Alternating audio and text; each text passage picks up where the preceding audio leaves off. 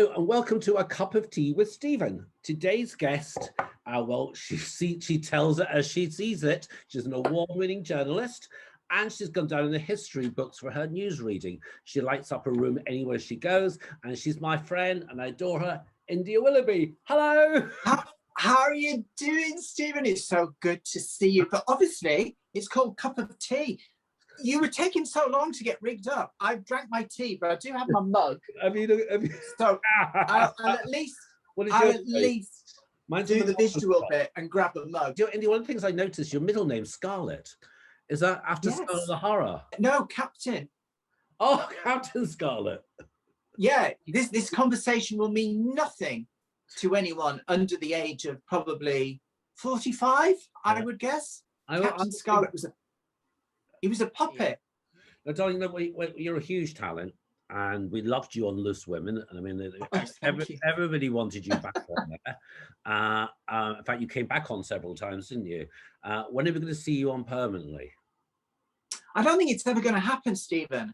And without wanting to blow my own trumpet, I think I'm probably the best loose woman they've never had.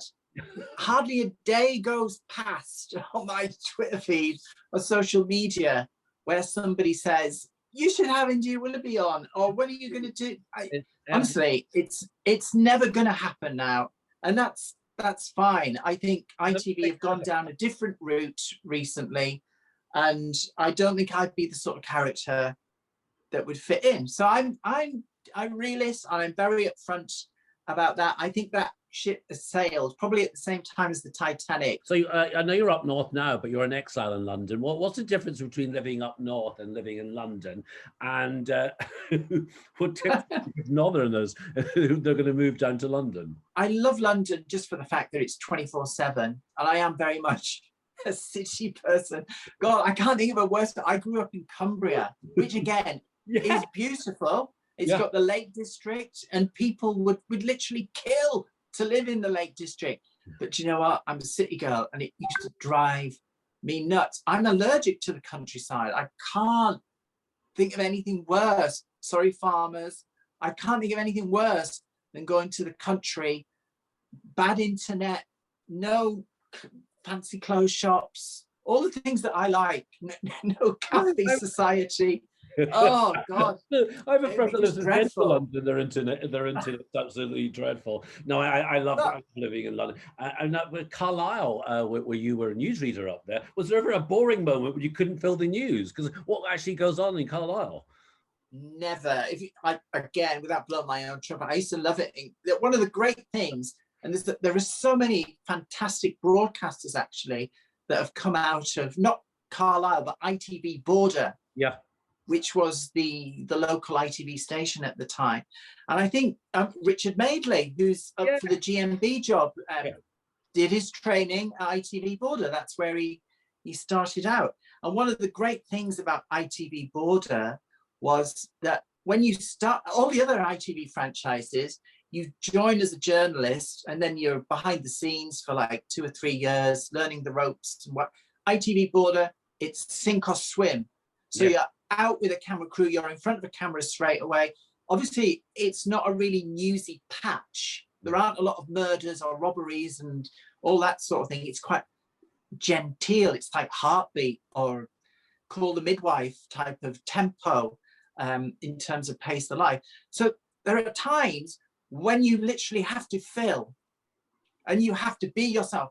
And the auto cue goes out the window. It doesn't matter, but you still have to talk. And that is actually great training. Yes. You know, to be interviewed. I think the moment I realized when I had to move on, and this is indicative of the sort of coverage that we were doing, I was reading the main flagship show of the night that I presented, which was called Look Around, locally known as Border Crack and Decaboot. That's what it was known as. So I was presenting that, and the top story on the day, I kid you not, was 40 bales of hay have been destroyed in a barn fire. Police are in, wasn't even animals, definitely wasn't people, it was 40 bales of hay. And that, for me, was the final straw in many ways, as I've often said since then. I realized that if I wanted to do something more interesting, I had to move on. But I don't, you know, That's good grounding for not, you. We're it talking was great training. I don't knock it one bit. For me, it was the best place possible. And like I say, there are so many really good journalists. I don't know if you know Fiona Armstrong. She's retired now, but she used to read the news at 10.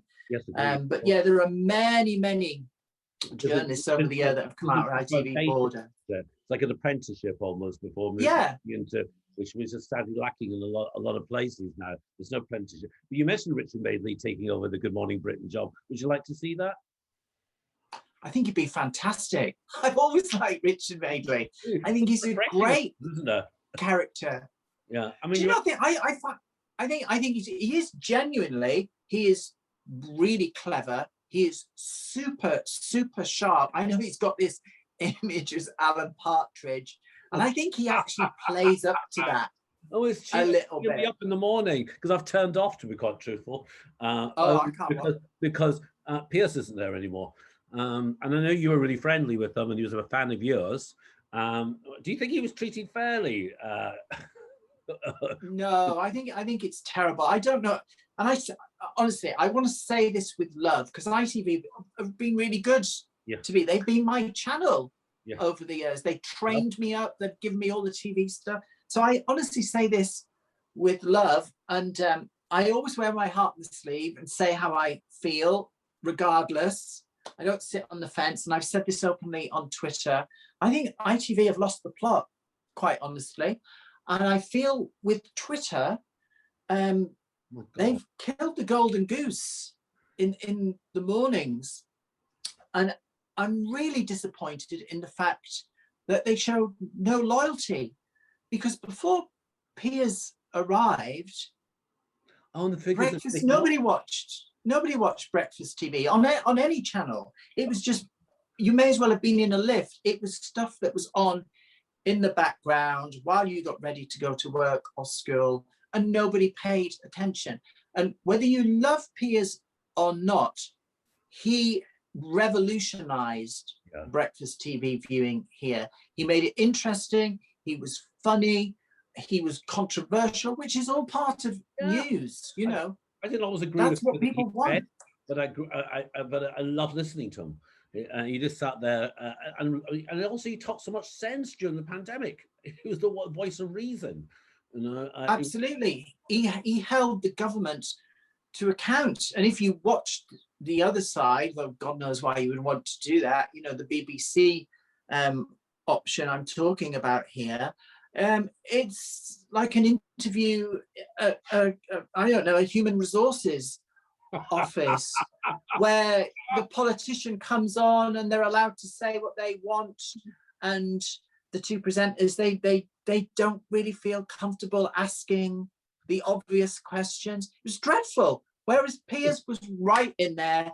He had his finger on the pulse of what people at home were thinking, and they've lost that now, and they've lost it for reasons of wokery, and they have, you know, round pegs in square holes. And it's not these individual, again, I don't want to come across as having a go at these individuals, because I'm sure they are all nice people. I blame ITV for putting them in that situation. We've had a few presenters in the morning since Piers went, who I feel awkward for them as a viewer. I can't watch him now. I mean, Richard Madeley comes back on. Just Piers' fantastic hair. I have to go watch him.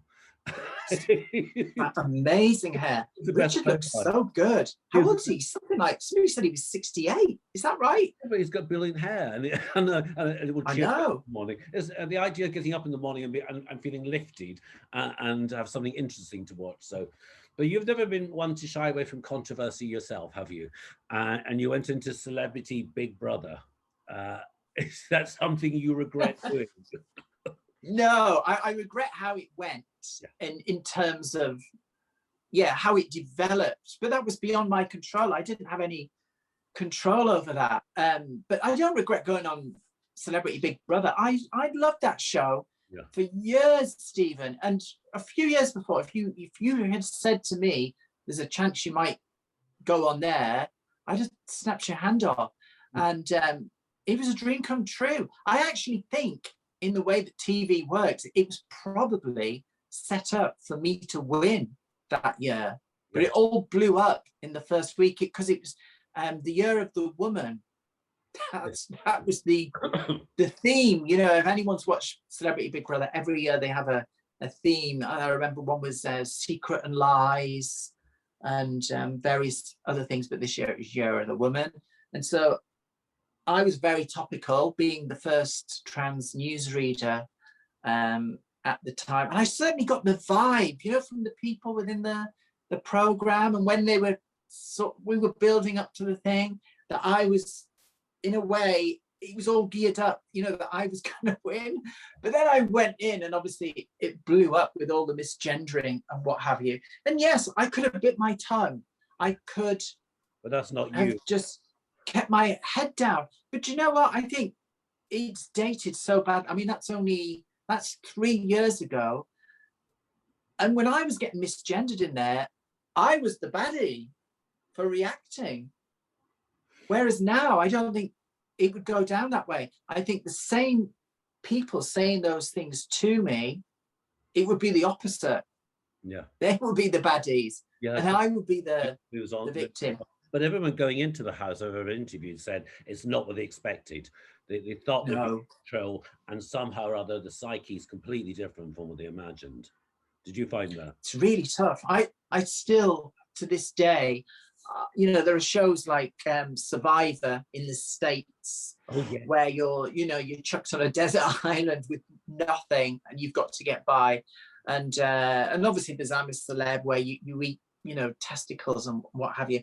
But to this day, I say celebrity, any Big Brother, any form of Big Brother is the toughest reality show in the world, because it really is psychological, and there's no trickery. It's not like Love Island, where there are breaks and people say, can we do that again? Or Richard, can you say this? And you know, Sophie, there's none of that. You're put in this room with people who you're not going to get on with, because that's why they're chosen.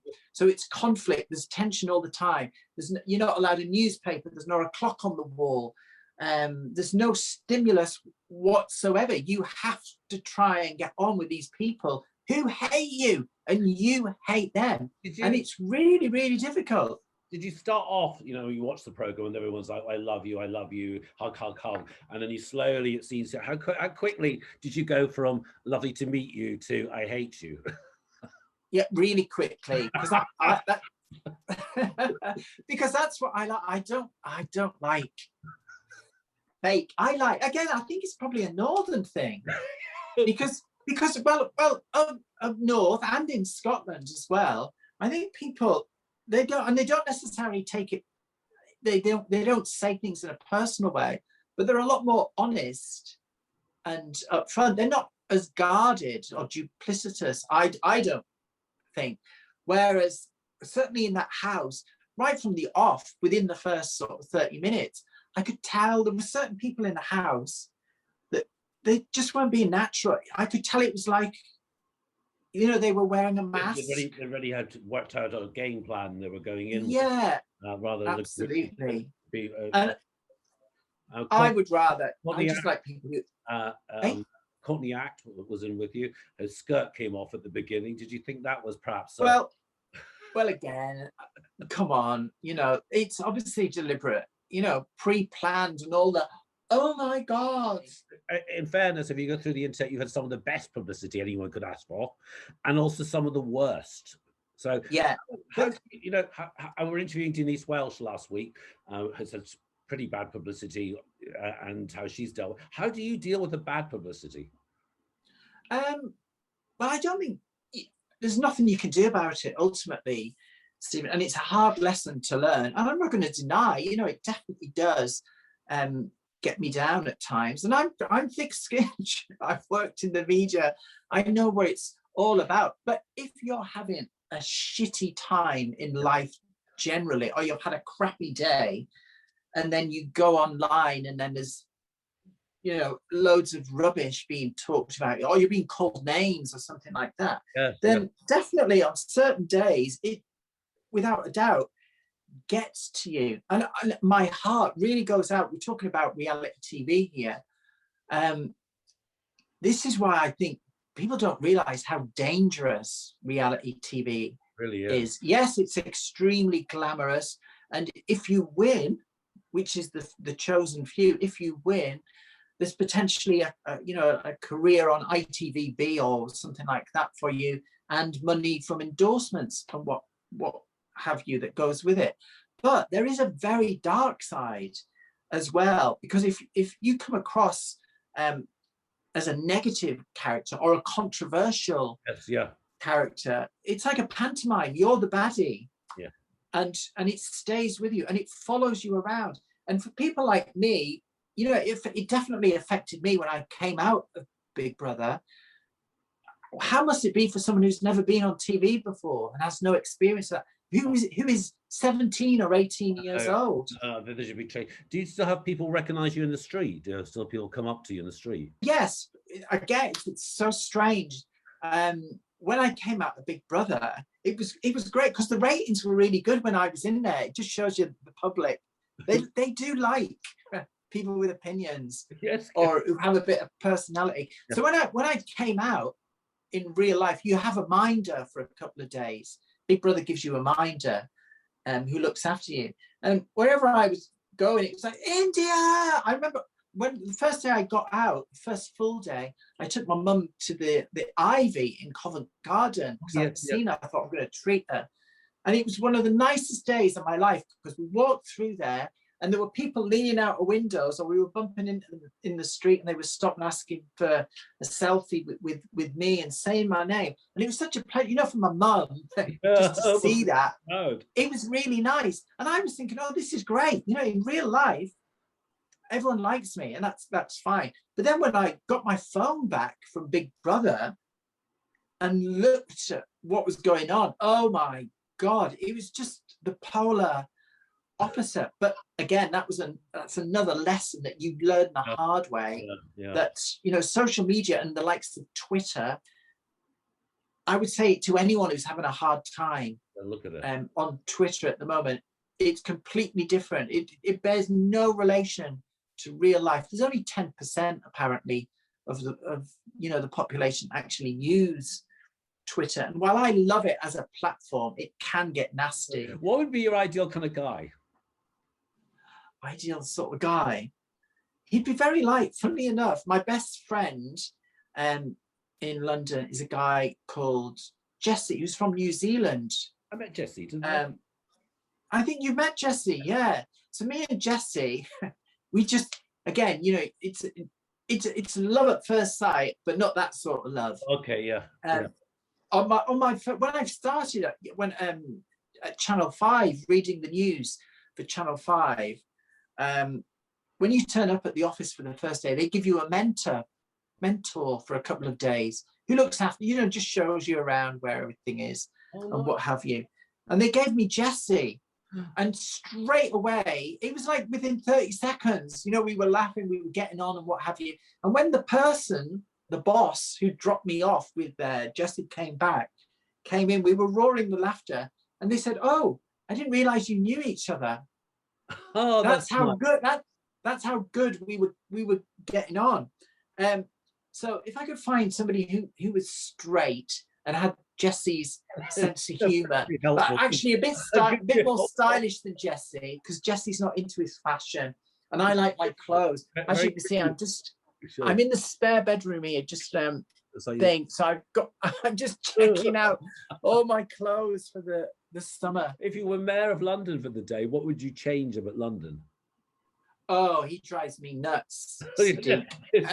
Well, if I was mayor, I'd do the polar opposite, and honestly, I wouldn't do this in a nasty way.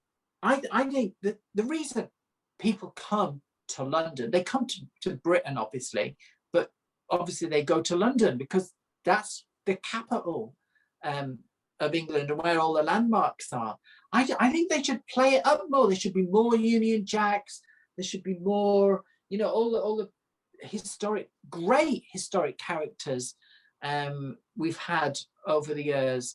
Our history is so rich. You know, we gave the world English. Yeah, I mean, it's what a language. Shakespeare, you know, Churchill, all these people. I think we should play it up. I know Sadiq's got this bee in his bonnet about renaming streets and taking down statues and what have you. But I think it's going to be bad for business. People here don't really want it. I don't think the bulk of people, and I don't think tourists want to come from abroad and walk down a street that's named after some British civil rights activist that nobody's heard of. What are you watching on the box now at the moment? What are you watching?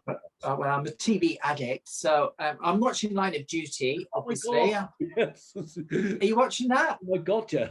I fell off my sofa on Sunday. And I'll recommend another one. I don't know if you've got Netflix, but I loved, well, two things on Netflix that I really loved.